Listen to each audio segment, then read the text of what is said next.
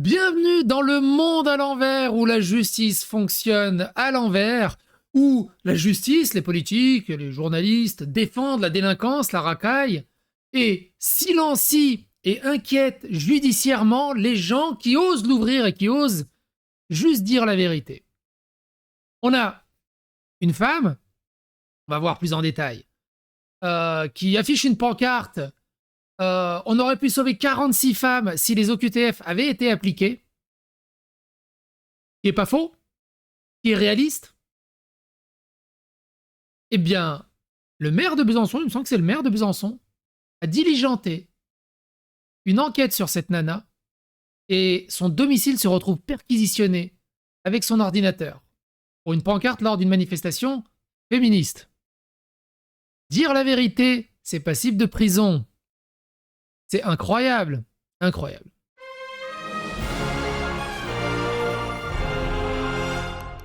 Attention, please. C'est incroyable. Alors, c'est Alice Cordier qui explique ça. Écoutez ça dure 30 secondes. Les amis, c'est encore plus lunaire que ce qu'on pouvait imaginer. Donc là, actuellement, le domicile de Yona, elle vit chez son père, est en train de se faire perquisitionner. Il y a des violeurs qui ont moins que ça. Je suis, mais hallucinée. Enfin, on est dans un état de droit. On est où, là? On parle de 3 pancartes, quand même. 3 pancartes au carnaval. Lunaire. Lunaire. Je sais pas dans quel état on vit exactement, là, mais le totalitarisme ne vient pas de la droite, hein, visiblement. Ah tiens, et fait avec CapCut. Mila qui tweet, notre amie Yona a été placée, donc Yona, porte-parole et militante du collectif Némésis, militante pour la France. Moi, je ne suis qu'une enfant de la France, la strasbourgeoise. Moi, je préfère la Grimbergen, par contre. Notre amie Yona a été placée en garde à vue pour avoir demandé à ce que les OQTF soient appliqués pour lutter justement contre nos violeurs, nos bourreaux. C'est hallucinant. On ne se laisse pas faire. Libérez Yona. Soutien total à Yona qui subit une répression totalement disproportionnée pendant que les violeurs soudanais prennent du sursis.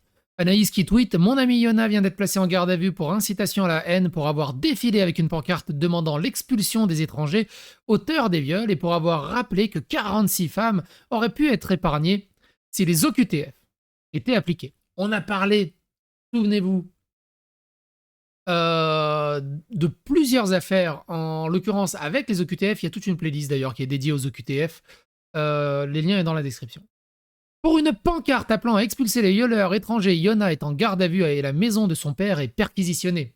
Comment appelle-t-on un régime qui poursuit une femme demandant l'application de la loi et à vivre en sécurité dans son pays? Elle est là, elle avait juste une pancarte, violeur étranger dehors. Comme balèze. T'es contre la violence, t'es contre les racailles, c'est toi qui risques la prison. C'est quand même balèze. Et les autres, des petites boîtes à musique? Donc, Yona a tweeté, waouh, je sors de garde à vue, j'ouvre les réseaux et je vois tous ces messages de soutien. Je ne sais pas où donner de la tête, merci à tous pour votre soutien, je suis extrêmement touché, ce qui se passe est intolérable. Merci d'être à mes côtés, je vous donne très prochainement de mes nouvelles. Hervé de Lépinot, qui lui, par contre, est un élu apparemment qui prend le parti de Yona et qui dit je fais mienne ces pancartes et leurs slogans portés par ces jeunes femmes courageuses. En conséquence, j'invite le procureur de Besançon à demander la levée de mon immunité parlementaire et de me placer en garde à vue. Nous débattrons alors de la liberté d'expression. #Yona.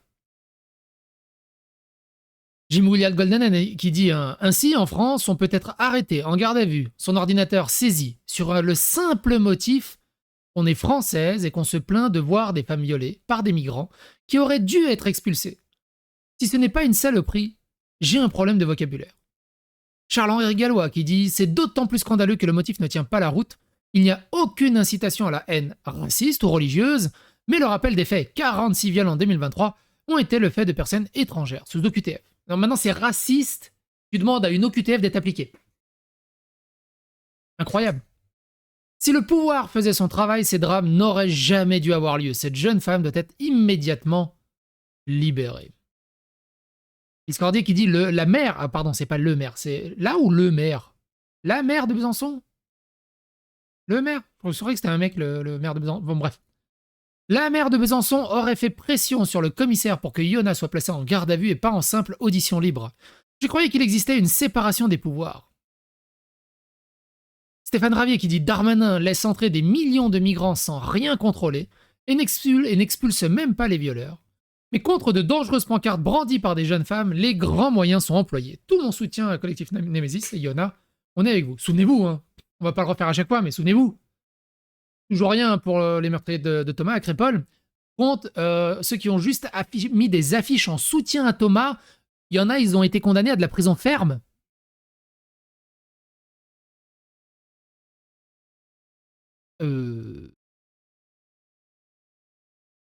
6 novembre 2019, Marlène Schiappa, à l'époque, se félicite de la future expulsion des étrangers condamnés pour violences sexuelles. Aujourd'hui, Yona est en garde à vue pour avoir osé rappeler son devoir à l'État français. Qu'est-ce qu'on fait? On met Schiappa en prison? Marguerite Stern qui dit parce qu'elle demande simplement qu'on expulse les violeurs étrangers, c'est terrifiant. Ils ont perquisitionné le domicile de parents de Yona pour récupérer la banderole où il est écrit que 46 femmes auraient été sauvées si les OQTF avaient été appliqués. Tout un symbole. Alors, c'est exprimé un peu plus en détail ici. Blablabla. Les pancartes anti-immigration brandies par 2 militantes du groupe identitaire féminin qui ont emprunté le parcours du défilé lors du carnaval le week-end dernier. Sur celle-ci, on pouvait lire « Violeurs étrangers dehors et libérez-nous de l'immigration ». Nous avons voulu dénoncer une insécurité et une surreprésentation des personnes étrangères dans les cas de violence. Toutes les stats l'indiquent, il y a des stats officielles du gouvernement. Même si les stats techniques ne sont pas autorisées, on peut avoir des statistiques en fonction de français et de non-français, déjà. Sachant que dans les Français, il n'y a pas que des Français de souche, évidemment, il y a des Français d'origine étrangère. Mais, déjà, ils le savent, évidemment. Et quand tu regardes les statistiques en Allemagne, c'est beaucoup plus précis. Tout ça, on l'a travaillé. Vous le retrouverez dans la playlist, dans la description. Je tiens à préciser qu'en aucun cas, nous avons voulu généraliser sur des personnes étrangères. Là, nous ne citons que 46 femmes qui auraient pu être étrangères si les OQTF avaient été appliqués en 2023, a débuté Alice Cordier. Et d'ajouter, oui, notre slogan a été provocateur, en aucun cas c'est de l'incitation à la haine. La maire a porté plainte contre X d'abord. On vient d'apprendre que l'une de nos militantes est en garde à vue depuis 8h30 ce matin pour incitation à la haine, ce qui signifie en fait qu'aujourd'hui, si vous voulez dénoncer des violeurs et qui ne sont pas de nationalité française, vous finissez en garde à vue. Il faut arrêter de cacher la poussière sous le tapis. Nous, on propose des solutions sans généraliser, sans haine. Quand on a une mère écolo qui, normalement, est censée placer le féminisme et la lutte contre les violences faites aux femmes au cœur de son projet qui empêche les femmes de dénoncer une insécurité, on peut se questionner. C'est comme la maire de Nantes qui se félicite que Nantes soit élue 5e des villes les plus sûres en termes de féminisme et de femmes. On avait fait une vidéo là-dessus. Soit c'est une mère qui ne connaît pas le constat de l'insécurité féminine aujourd'hui en France, soit c'est une mère qui ment et qui fait passer un agenda politique soi-disant d'ouverture au détriment des femmes françaises. Pour moi, c'est l'option numéro 2.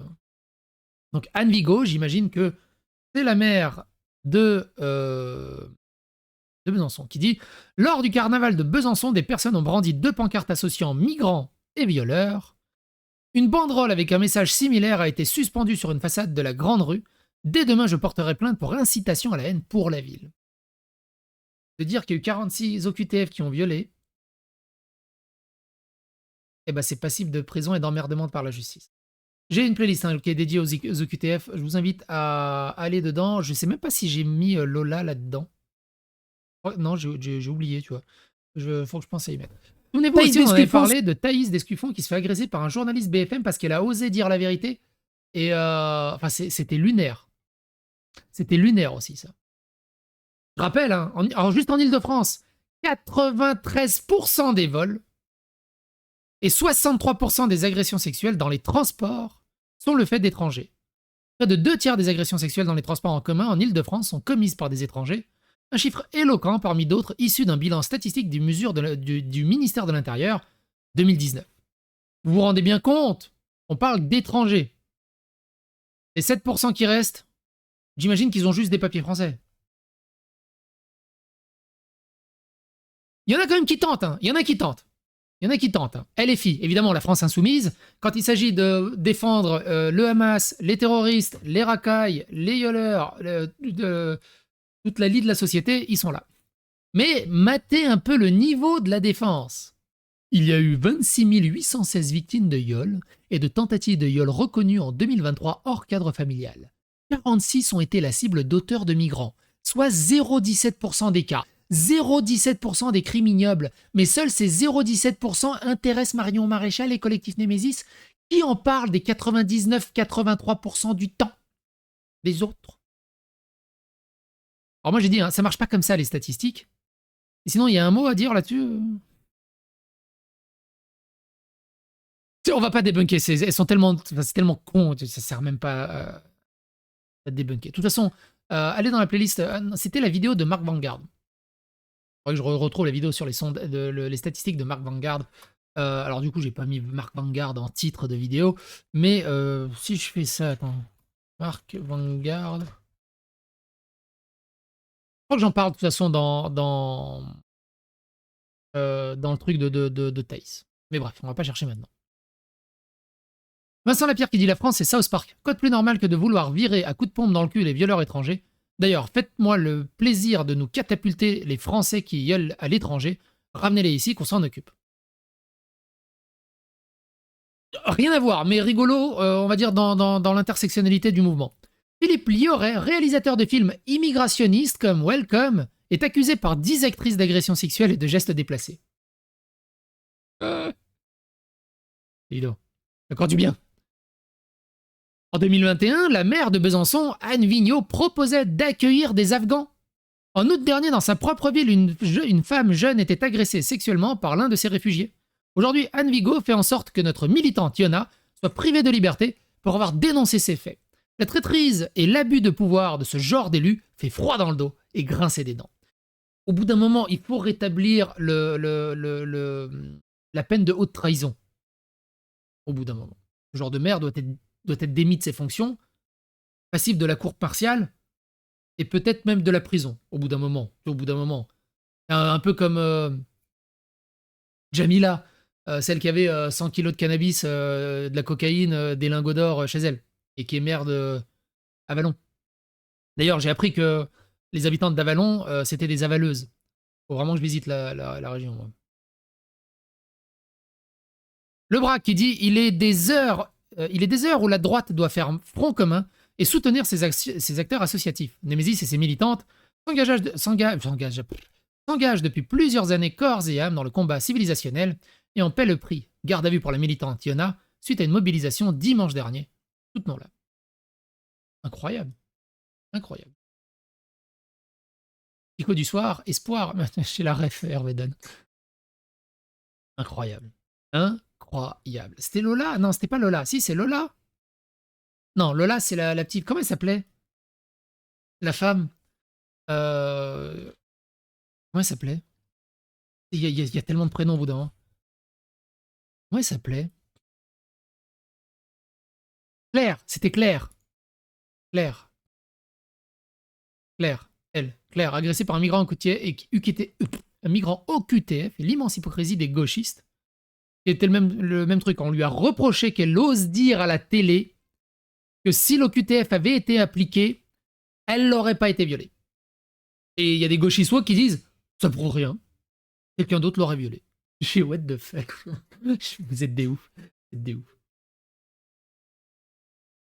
Vous êtes des ouf. Quoi qu'il en soit, n'hésitez pas à phagocyter l'algorithme de YouTube, à vous abonner, liker, clocher. Bon courage à vous et ne vous laissez pas faire. C'est gauchiste.